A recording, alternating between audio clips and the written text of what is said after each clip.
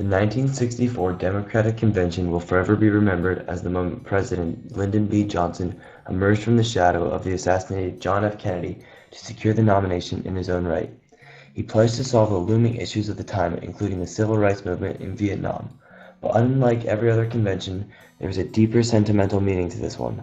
Robert F. Kennedy rose to the podium to speak about his deceased brother's vision for the country, but barely even got the chance to, due to the 22-minute applause that interrupted his every attempt to speak. LBJ was successfully able to ride the popularity of JFK to propel himself into nomination and a landslide victory to office against far-right conservative Barry Goldwater. He won 486 to 52 electoral votes.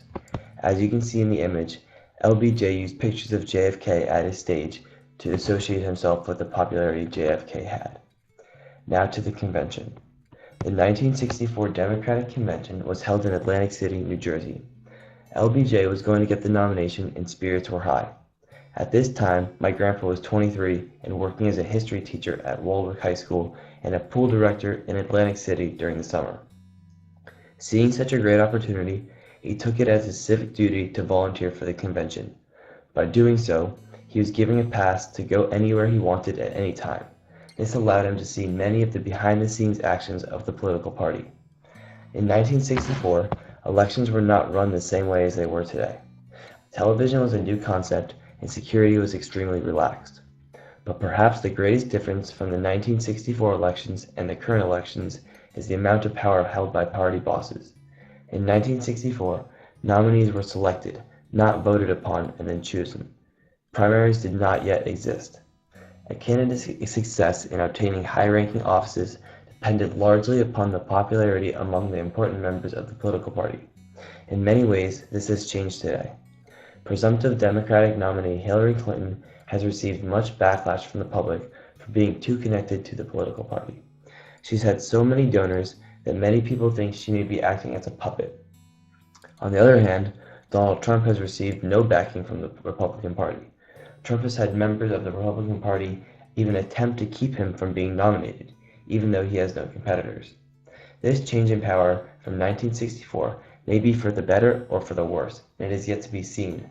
But from the public's perspective, more power over the nominee is an increase in political efficacy and therefore good for the average voter. In my grandpa's personal experience as a volunteer at the convention, he saw all of this and more. He knew one of the supervisors overseeing the convention and had the ability to choose what job he wanted to do. He decided that he wanted to drive around Adlai Stevenson, the current U.S. ambassador and arguably one of the most influential members of the Democratic Party for over 40 years, including being the presidential nominee twice. What he would do is carpool Adlai Stevenson to many different parties.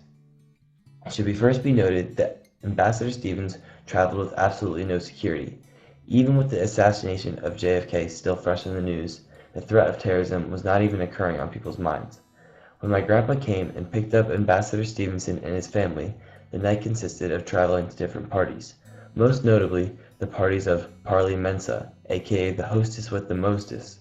Parley Mensa was married to extremely wealthy George Mensa, and is famous for being the inspiration behind Irving Berlin's musical Call Me Madam.